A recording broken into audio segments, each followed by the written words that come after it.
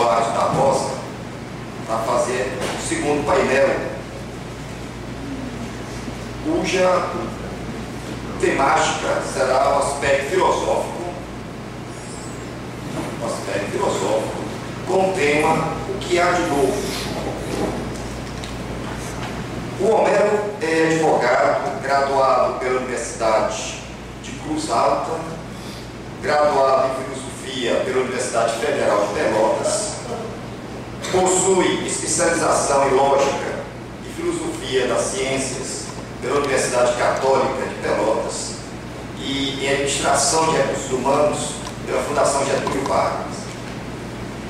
Funcionário aposentado do Banco do Brasil, dirigente da Sociedade Espírita Casa da Prece, delegado da SEP Pelotas, Rio Grande do Sul.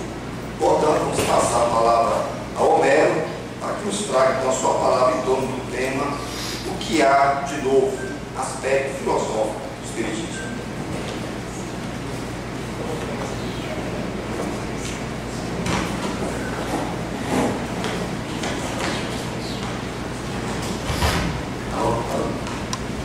Estão ouvindo?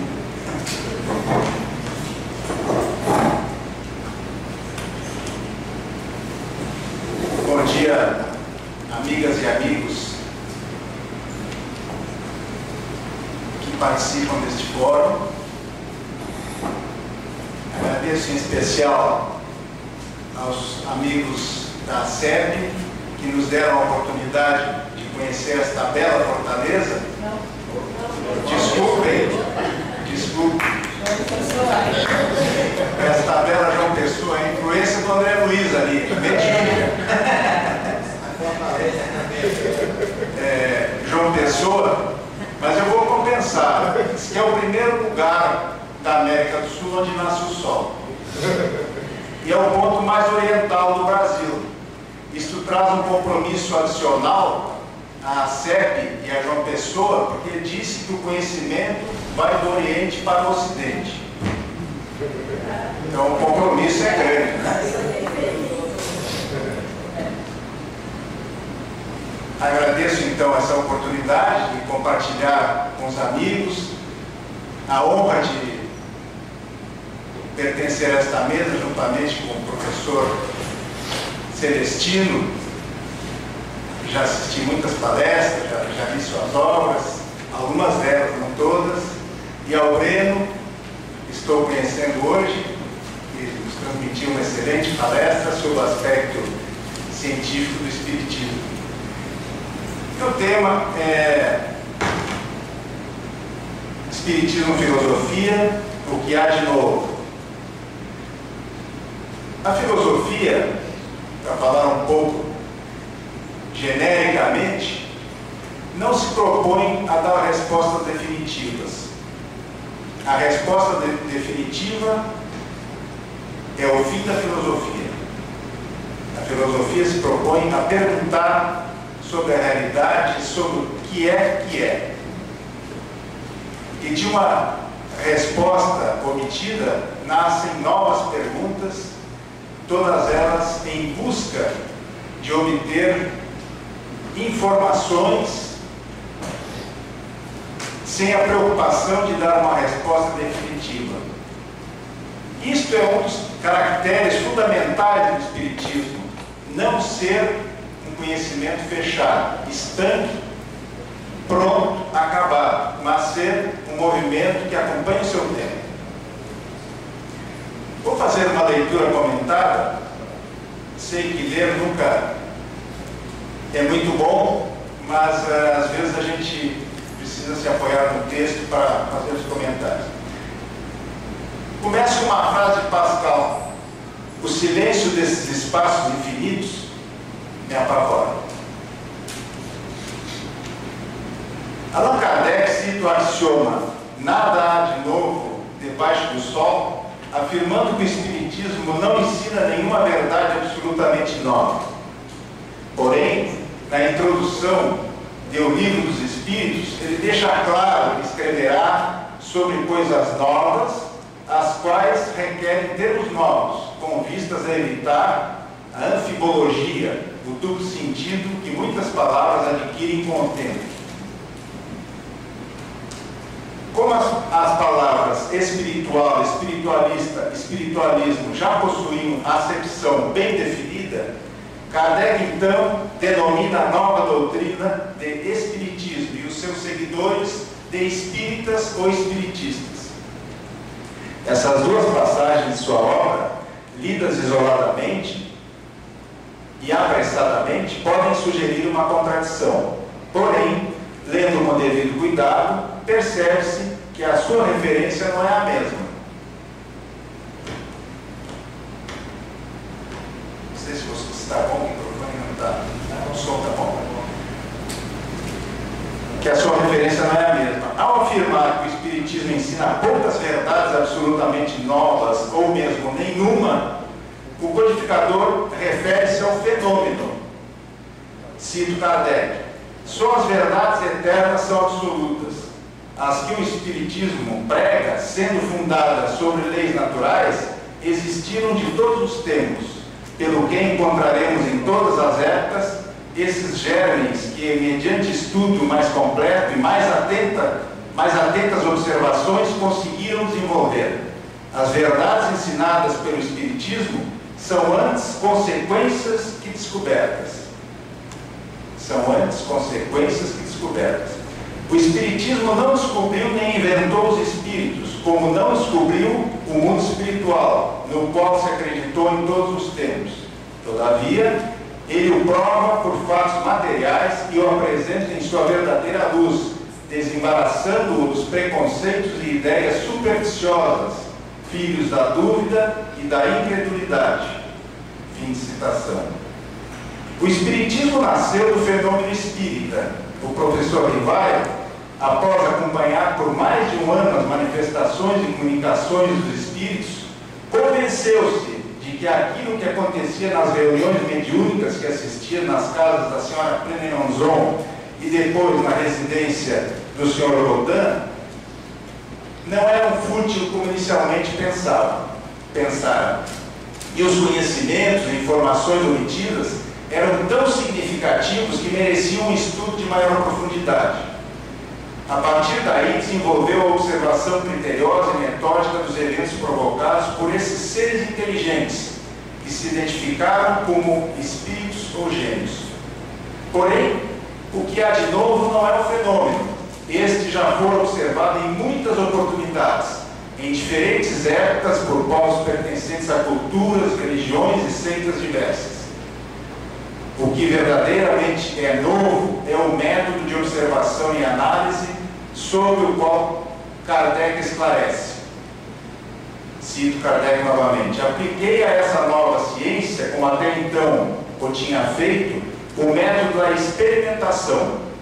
Nunca formulei teorias preconcebidas. Observava atentamente, comparava, deduzia as consequências dos efeitos, procurava remontar as causas pela dedução, pelo encadeamento lógico dos fatos, não admitindo como válido uma explicação, senão quando ela podia resolver todas as dificuldades da questão.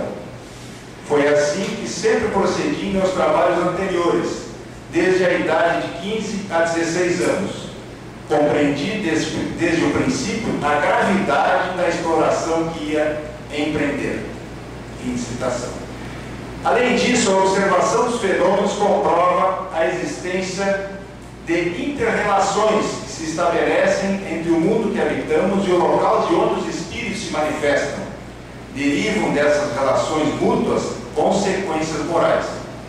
Referindo-se a elas, Kardec afirma: entrevi nesses fenômenos a chave do problema tão obscuro e tão controvertido do passado e do futuro. A solução do que havia procurado toda a minha vida era, em uma palavra, uma completa revolução das ideias e nas crenças. Preciso, portanto, se fazia agir com circunspeção e não levianamente, ser positivista e não idealista, para não me deixar arrastar pelas ilusões. Kardec, como a gente observa ao longo da sua obra, sempre teve esse comportamento cauteloso e de bom senso na observação e nas conclusões que extraía dos fenômenos. Allan Kardec havia recebido de um grupo integrado pelos senhores Carlotti e Didier, que há 5 anos promovia sessões mediúnicas de estudos, 50 cadernos contendo comunicações dos espíritos, as quais não haviam conseguido ordenar. Tais anotações eram feitas sem qualquer método ou critério. Pediram-lhe que ordenasse esse material. Após certa hesitação, ele dedicou-se a organizar esses pronunciamentos dos espíritos, extraindo daí um excelente conteúdo de informações e dúvidas que serviram de base científica e filosófica da futura doutrina espírita. Participante assíduo das sessões em casa do Sr. Rodin, Kardec inicialmente buscava respostas para questões que lhe instruíssem. Então, Kardec, no início, ele levava as perguntas, mas o interesse dele era instruir, eliminar as dúvidas dele a respeito de assuntos como filosofia. Ele vai dizer mais adiante, né? A ideia de publicar as perguntas e respostas para o conhecimento público surgiu só depois, como ele refere. As sessões em casa do Sr. Rodin não tinham nenhum fim determinado. Propus-me aí fazer resolver os problemas que me interessavam, sob o ponto de vista da filosofia, da psicologia e da natureza do mundo invisível. Então, é interessante essa aproximação de Kardec com o Espiritismo, né? Porque ele custou muito, teve vários convites para assistir aos fenômenos que estavam acontecendo em Paris na época, e sempre suspeitou que aquilo não tinha nada de sério, que era coisa para provocar o sono, etc, etc. Custou muito. E chegando lá, começando a assistir aos fenômenos, ele levou mais de 1 ano para se convencer que aqueles fenômenos realmente eram uma coisa que merecia estudo. Ele não era uma pessoa que se entusiasmava facilmente, segundo ele mesmo relata, né? Ele selecionava quem ele convidava, não, mas esse é muito entusiasmado. Então ele era muito criterioso e muito cuidadoso. E ele não tinha, aparentemente, nenhum interesse específico, até porque ele duvidava que aqueles fenômenos fossem verdadeiros. No início, ele foi se convencendo aos poucos. E isso ele até naquele diálogo do livro do que é o Espiritismo, ele afirma para o crítico, né? Dizendo que se ele se convencesse, ele pedia para assistir uma sessão ou 2 mediúnicas para se convencer que o Espiritismo era uma coisa séria, que aí ele não iria escrever um artigo que havia um pedido para ele, e Kardec diz assim: não, meu amigo, fique à vontade, escreva o seu artigo, não tem problema nenhum. Se o senhor se convencer em 2 sessões, realmente o senhor é um prodígio, porque eu levei mais de 1 ano assistindo sessões mediúnicas antes de me convencer. Então ele não estava preocupado em convencer ninguém à força, né? Ele dizia: olha, se o Espiritismo efetivamente for uma verdade, ele vai se afirmar por si mesmo. Se ele não for, se ele for uma fraude, ele também vai se desmoralizar sozinho, né? O tempo dirá quem tem razão. Comparecia a cada sessão com uma série de questões preparadas, metodicamente dispostas. Eram respondidas com precisão, profundeza e de modo lógico. Desde esse momento, as reuniões tiveram um caráter muito diferente, e entre os assistentes encontravam-se pessoas sérias que tomaram vivo interesse pelo trabalho. A princípio, eu não tinha em vista senão a minha própria instrução. Mais tarde, quando vi que tudo aquilo formava um conjunto e tomava as proporções de uma doutrina, tive o pensamento de publicar para a instrução de todos. Foram essas mesmas questões que, sucessivamente desenvolvidas e completadas, fizeram a base de O Livro dos Espíritos. Desse diálogo fecundo com os espíritos, nasce a doutrina espírita, com a proposta de responder inquietações profundas da alma humana. Funda-se na ideia de Deus, mas não a transforma numa imagem humana. Houve época em que tínhamos um Deus iracundo, mal-humorado, orgulhoso, temido por todos, especialmente pelas crianças, que acabavam certamente confusas, pois quando se comportavam bem, o Papai do Céu continuava furioso, sentado em seu trono de ouro. Esse era um Deus interventor, onipresente, onisciente, moralista, que policiava todas as ações humanas. Não para educar, mas para punir rigorosa, exemplar e definitivamente no intuito de obter o supremo respeito e máxima submissão. Cobra adoração e infunde medo. Exige dos homens, como prova de arrependimento, fidelidade e subserviência, o sacrifício do que mais amam, seus filhos e filhas. Tal era a lei. Mas Jesus de Nazaré mostra ao mundo um Deus de amor, de paz, de misericórdia. No Espiritismo, a ideia de Deus é generosa e amorosa. Se expressa na perfeição da lei natural e imutável, que envolve todos os seres criados e se dinamiza segundo a lei de ação e reação, conforme as escolhas que a humanidade faz. Todos são livres para agir. A lei de ação e reação regula as consequências. O homem, aos poucos, compreende que toda ação tem consequências que terá de suportar. Ninguém foge de si mesmo. Não há mais um Deus em seu encalço. Todos têm Deus em seu íntimo. Quando Kardec pergunta aos espíritos onde estava escrita a lei de Deus, ouve como resposta: na consciência. Este é um caminho novo no Ocidente. Não se percorre de fora para dentro, como imposição e obediência a uma lei exterior, imposta por Deus, mas desperta da interiorização de dentro para fora. Remete ao conhece-te a ti mesmo dos gregos. A consciência é a lei que rege a evolução humana. É seguindo a lei natural, escrita na consciência, que passo a passo se adquire liberdade e autonomia. Nem sempre o homem faz as melhores escolhas, faz as que lhe são possíveis, conforme o nível de evolução que alcançou. Portanto, os erros e os desajustes são naturais e sempre temporários e reparáveis. A reencarnação é uma necessidade evolutiva do espírito. É por meio dela que aprende, aperfeiçoa-se, melhora-se na condição de ser imortal que é. A lei natural é justa e educativa, oportuniza sem limites melhorar as escolhas, reparar os erros. O aprendizado é constante e permanente. A evolução espiritual é progressiva e ascendente, não retrograda. O espírito é uma individualidade, mantém o acervo de suas experiências em personalidades distintas durante muitas encarnações. A morte libera o espírito do corpo físico.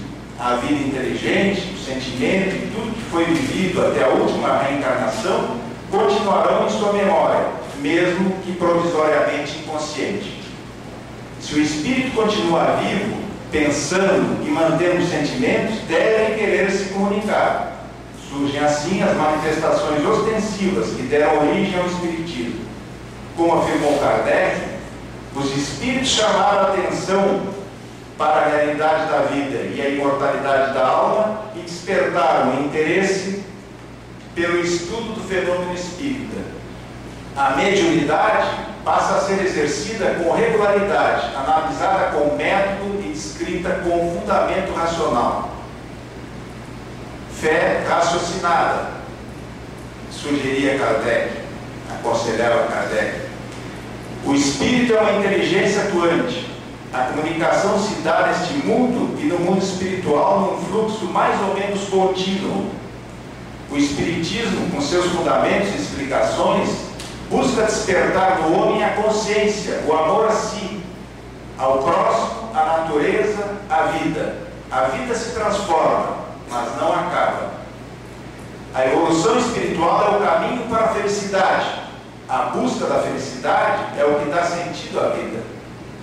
Quem se desvia ou estaciona pode retornar à caminhada com mais vontade e determinação. Mas o que é necessário para ser feliz? Os espíritos questionados por Kardec respondem, cito Kardec, com relação à vida material, é apóstolo necessário. Com relação à vida moral, a consciência tranquila e a fé no futuro. Por não ser uma religião, o Espiritismo, como nós pensamos, laico e livre pensador, está aberto aos adeptos de todas as crenças. Kardec valorizava muito esta abertura do Espiritismo, mas valorizava não no sentido de colocar-se em patamar superior, como veremos a seguir. Porém, não aconselha ninguém a que abandone o Espiritismo, não aconselha ninguém a que abandone o que crê para tornar-se espírita. Respeita todas as religiões e seitas que satisfazem a espiritualidade do homem. O Espiritismo dialoga com todos, especialmente com os que não creem ou que perderam a fé, a confiança em si, nos outros, no mundo e nas possibilidades do futuro. Ser espírita deve ser uma decisão íntima e consciente. A doutrina espírita não se coloca em patamar de superioridade em relação às crenças religiosas. É o homem que deve decidir o caminho a trilhar. Espiritismo é uma questão de convicção, mais do que de fé. Sobre esta ética espírita, Kardec expressa sua posição também quando faz referência às obras escritas por outras crenças. Cito Kardec: não preconizamos nem criticamos obra alguma, visto não querermos de modo nenhum influenciar a opinião que dela se possa formar. Trazendo a pedra ao edifício, colocamos-nos nas fileiras. Não nos cabe ser juiz e parte, e não alimentamos, vejam a palavra forte que Kardec usa nesse texto, não alimentamos a ridícula pretensão de ser o único dispensador da luz. Não alimentamos a ridícula pretensão de sermos o único dispensador da luz. Toca ao leitor separar o bom do mal, o verdadeiro do falso. No pensamento espírita, organizado e ampliado por Kardec, é menos importante crer do que ser. Não importa no que o homem crê, se isso puder fazer dele alguém humano e caridoso para com seus semelhantes.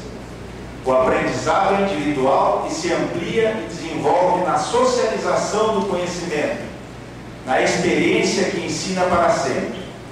Nesse sentido, os compromissos com a evolução são altruístas, não egoístas.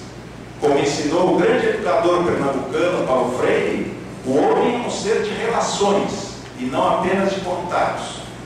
Não apenas está no mundo, mas com o mundo. A sociedade pós-moderna promove o consumismo. O homem máquina da Revolução Industrial foi substituído pelo homem digital.